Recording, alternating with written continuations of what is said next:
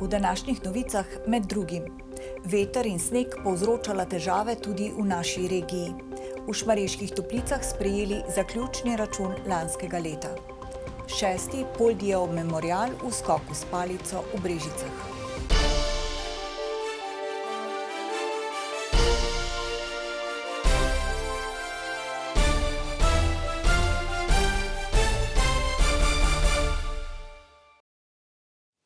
Vremenske razmere, močan veter tudi do 140 km/h, dež in sneg so včeraj in danes v naši državi povzročile številne nevšečnosti. Podrta drevesa, izpadi elektrike, oviran promet na Gorenjskem in severnem Primorskem so celo zaprli nekatere šole in vrtce. Težave so bile tudi v naši regiji, močan veter je prizadel predvsem Belo krajino.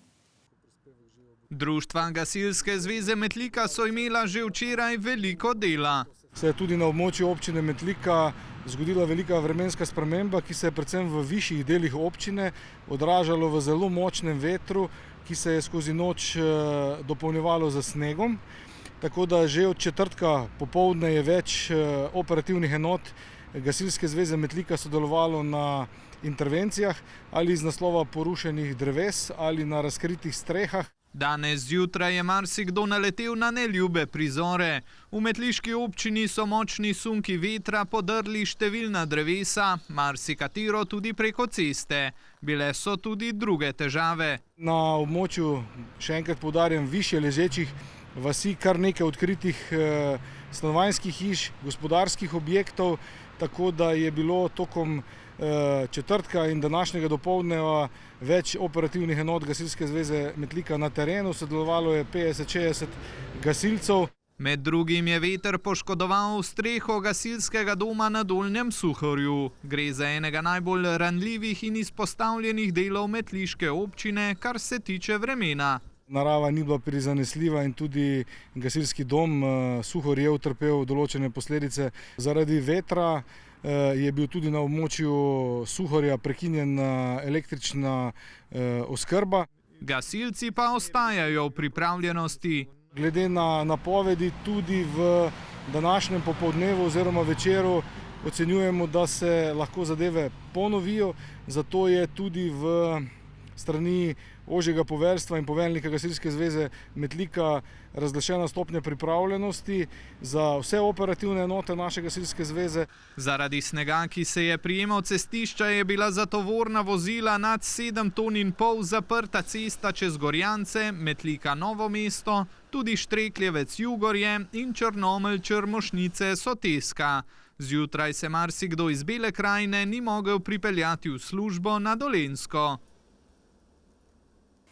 Sneg, ki je v poznih dopoldanskih urah sicer že prenehal padati, tokrat, kljub temu, da smo že zakorakali v pomlad, ni presenetil. Vseeno pa je na območju policijske uprave Novo mesto povzročil nekaj težav na cestah.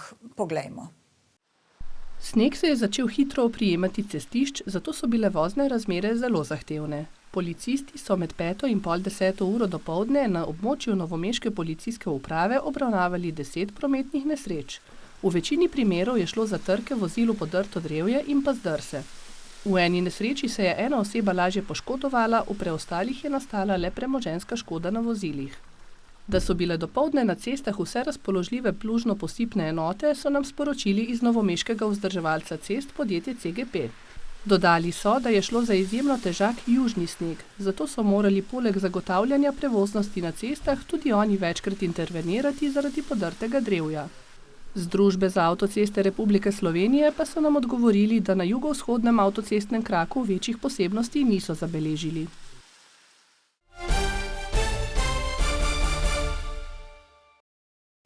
Šmarješki občinski svetniki so se v sredo sestali na 22. redni seji in o poslovnem planu komunale med drugim soglasno sprejeli tudi zaključni račun lanskega proračunskega leta. V občinsko blagajno se je lani tako steklo nekaj več kot 5 milijonov evrov, odhodkov pa je bilo za slabih 6 milijonov. V Šmarjeških Toplicah se z zadovoljstvom ozirajo na, kot je bilo slišati na seji, bogato minulo proračunsko leto. Prihodki so bili v primerjavi z veljavnim proračunom za leto 2025 realizirani v višini 64,4%. Realizacija odhodkov pa je bila v višini 65,6%. Za različne naložbe so lani skupaj namenili 3 milijone evrov oziroma polovico vseh realiziranih odhodkov. V občini Šmarješke Toplice smo v letu 2025 res imeli močen investicijski ciklus. V bistvu v celoti smo prenovili celotno Šmarjeto, jedro Šmarjete, naredili Moletovo hišo, prenovili telovadnico osnovne šole, en kup investicijskih vzdrževanj je še bilo in vesel sem, da nam je vse to uspelo. Naložbe so bile, kot dodaja župan, izdatno podprte tudi z nepovratnimi sredstvi iz evropskih skladov. Posebej bi rad izpostavil Ministrstvo za gospodarstvo, turizem in šport, ki zelo sistematično in ciljno spremlja in podpira razvojne potrebe lokalnih skupnosti in to res ugotavljamo vsi župani. Občina se je lani zadolžila za 500 milijona. Skupni dolg, za poplačilo katerega letno namenijo 180 tisočakov, se je posledično povzpel na slaba 2 milijona evrov.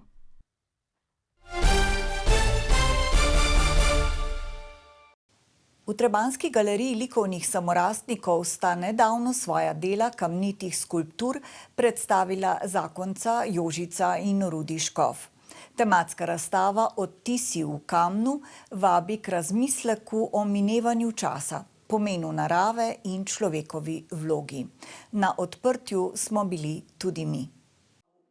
Razstava je razdeljena na 2 dela. Na eni strani je predstavljenih 5 skulptur ustvarjalke Jožice, na drugi pa dela Rudija Škofa. Pri Jožičinih delih izstopajo predvsem motivi ptic, kar je povezano z njeno ljubeznijo do ptičjega petja. To je nekaj neverjetnega. In ta lepota, in jaz jih povsod fotram in doma in v Beli krajini in jih opazujem in to je res ena krasna stvar in zato me spodbujajo tudi ptički za ustvarjanje. Saj ponavadi vsakega umetnika, tisto, kar ti je najbolj pri srcu, na duši, tisto potem nekako daš iz sebe ven. Ne? Med njenimi deli je tudi skulptura z naslovom Ujetega ptiča tožba, ki jo je povezala z istoimensko pesmijo Simona Gregorčiča. Upodobila je grajsko ptico in jo navezala na pesnika, ki je po njenih besedah najlepše pel in se izražal. Glede na to, da je bil zaradi tega zaprt, sem jaz izkoristila to temo lansko, glas kamna, s tem, da je lahko to glas teh rešetk njegovih v zaporu ali pa glasba. Rudijev slog pa je povsem drugačen. Sam v kamnu že vidi obliko in ima jasno predstavo, kaj bo iz njega ustvaril.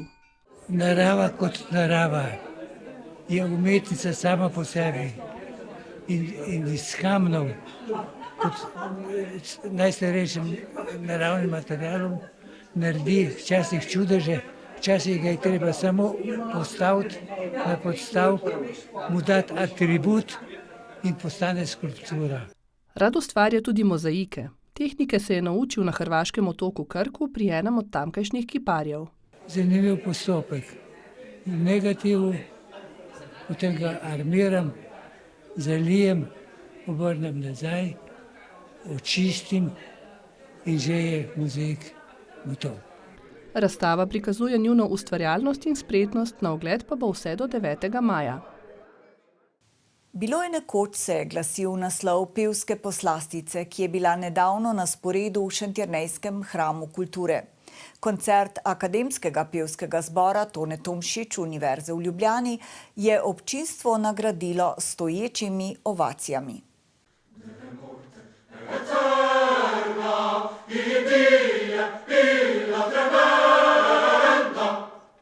Akademski pevski zbor Tone Tomšič Ljubljanske univerze, ki je v dobri uri in pol postregel z vrhunskim petjem, se je na šentjernejskih odrskih deskah predstavil sploh prvič. APZ Tone Tomšič Univerze v Ljubljani sestavljajo študentje in študentke različnih fakultet, ki jih združuje recimo temu želja po visokem umetniškem ustvarjanju in ki so tudi pripravljeni veliko delati za to. Torej, enkrat na leto imamo avdicije in potem sprejmemo nove člane. Trenutno nas je 55, ampak upamo, da nas bo še več mogoče. Pevski sestav, v katerem med drugim poje tudi hči šentjernejskega župana, letos obeležuje častitljivo 100. obletnico delovanja. In v okviru tega bomo imeli več nastopov, torej eno je tudi turneja po Sloveniji, to je naš drugi nastop. In 3. oktobra bomo imeli v veliki dvorani Cankarjevega doma tudi zares proslavo ob 100-letnici, tako da lepo vabljeni tudi takrat. Izjemen pevski večer, razdeljen na 2 programska dela, je ob kakovostni izvedbi zaznamoval tudi pester nabor vokalno zahtevnih skladb. Prvi del koncerta je bil recimo temu tekmovalni program, ker smo se prejšnje leto v septembru uvrstili na veliko nagrado Evrope, ki bo letos aprila v Mariboru, in zato je fajn, da pač večkrat prepojemo ta tekmovalni program. S katerim se bodo torej predstavili na skorajšnjem najprestižnejšem pevskem tekmovanju v Evropi. Tekmovanja so, mislim, človek si vedno želi zmagati, ampak toliko enih drugih faktorjev je, kakšna bo žirija, kakšne volje bodo, kaj bo poslušali, kaj bo nagovorilo, ampak mi seveda vadimo za zmago, bi jaz rekla. Akademski pevski zbor, ki redno koncertira doma in v tujini, njegovo kakovost pa potrjujejo številne osvojene nagrade, se je zadnje od 2 najodmevnejših zmag na tekmovanju za veliko zborovsko nagrado Evrope sicer veselil pred 18 leti.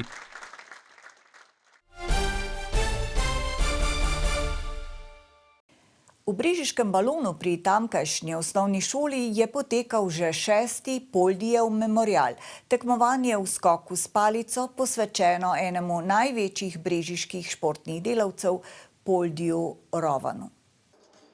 Z memorialom je začel Poldijev sin Jure Rovan, sicer tudi sam vse življenje zapisan atletiki. Poldi, moj oče, je štartil samo atletiko. Mislim, da je to bilo približno 50 let nazaj, tako da tlele ohranjamo tak spomin na njega, na prvega začetnika atletike v naših koncih, in mislim, da vsi zelo radi pridejo in sprejmejo povabilo, tako da letos imamo kar zanimivo, imamo tudi malo več držav letos kot ponavadi. V letošnji sezoni so varovanci Viva kluba iz Brežic kar uspešni. Letos imamo kar fajn rezultate, res, bili smo kar na precej tekmah, predvsem smo bili letos v tujini tudi, smo dobili precej vabil za tekme svetovnega pokala, tako da letos prednjači Luka Zupanc, ki letos napada tudi nastop na Evropskem prvenstvu za člane, ki bo letos v Birminghamu. Da pa tekmovalec pride do takšnega nivoja, pa je potrebno začeti na začetku. 2 leti, zdaj to moje 3. leto treniram. Najbolj fajn je ta adrenalin, ko skočiš, pa to občutek dober, ko preskočiš višino neko novo. Vid se že udeležuje številnih tekmovanj. Nastopa mislim na tekmovanjih, na mitingih, ko gremo z trenerjem, da gremo, pa na državnem tekmovanju, pa grem, kdaj sem bil v reprezentanci, pa tudi to mednarodno. Treniram pa 5-krat na teden, razen če je en dan počitek, pa 4-krat. 4-krat do 5-krat. Na začetku svoje športne kariere pa je tudi Maša. Dan sem začela na 1,12 m. Zvit palco, dvigant koleno gor, zamahan z nogo, veliko stvari. Treniram že 3 leta, palco pa 1 mesec pa pol. S palco sem bila že na enem tekmovanju. Najboljši atlet Vivine športne šole se spogleduje s prihodnjimi olimpijskimi igrami. Treniram že 7 let, treniram najmanj 5-krat na teden, za vikend imam pa trenutno tekme. Zdaj, to je zadnja tekma te sezone in se zelo veselim nastopiti in potrudil se bom po najboljših močeh. V Brežicah se sicer lahko pohvalijo z odličnimi razmerami za trening skozi vse leto. Francoski pisatelj in mislec Victor Hugo je že pred 200 leti dejal: žalostno je pomisliti, da narava govori, a je človeški rod ne posluša.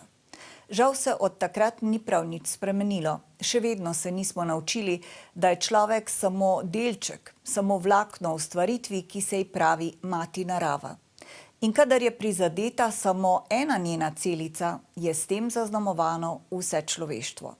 Naj vas narava ta konec tedna nagradi z vsaj nekaj prijaznimi trenutki.